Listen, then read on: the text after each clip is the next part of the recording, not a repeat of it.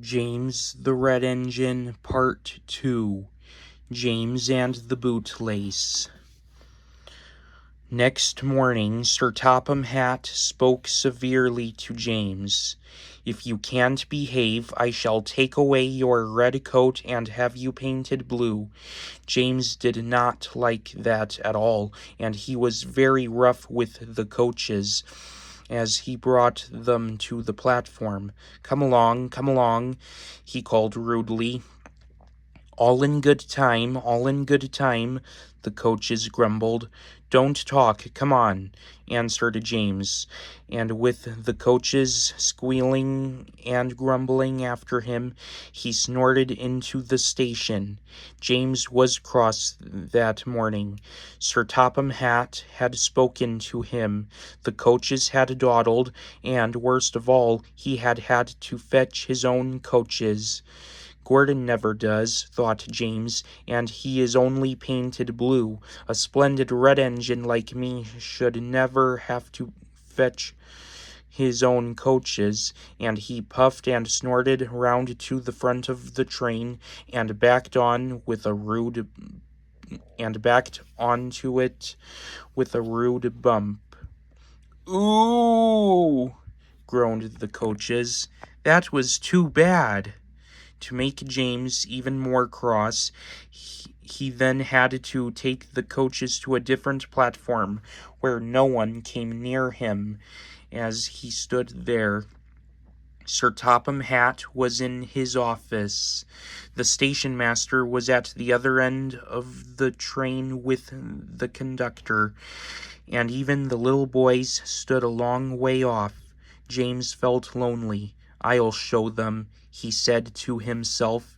"They think Gordon is the only engine who can pull coaches." And as soon as the conductor's whistle blew, he started off with a tremendous jerk. Come on," he puffed, and the coaches, squeaking and groaning in protest, clattered over the points onto the open line. Hurry, puffed James. You're going too fast, said the coaches, and indeed they were going so fast that they swayed from side to side. James laughed and tried to go faster, but the coaches wouldn't let him.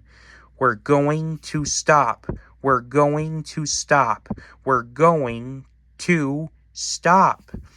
they said, and James found himself going slower and slower. "What's the matter?" James asked his driver. "The brakes are hard on. Leak in the pipe most likely. You've banged the coaches enough to make a leak in anything." The conductor and the driver got down and looked at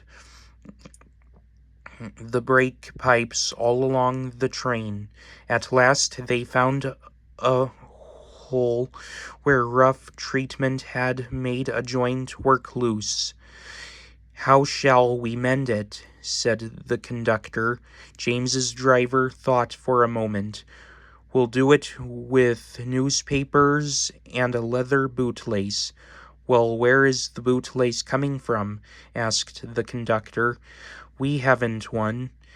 "Ask the passengers," said the driver. So the conductor made everyone get out. "Has anybody got a leather bootlace?" he asked. They all said no, except one man in a bowler hat whose name was Jeremiah Jobling, who tried to hide his feet. You have a leather bootlace there, I see, sir," said the conductor. "Please give it to me." "I won't," said Jeremiah Jobling. "Then," said the conductor sternly, "I'm afraid this train will just stop where it is." Then the passengers all told the conductor, the driver, and the fireman what a bad railway it was. but the conductor climbed into his van, and the driver and fireman made James let off steam. So they all told Jeremiah Jobling he was a bad man instead. At last he gave them his laces. The driver tied a pad of newspaper tightly round the hole, and James was able to pull the train. But he was a sadder and wiser James, and took care never to bump coaches again.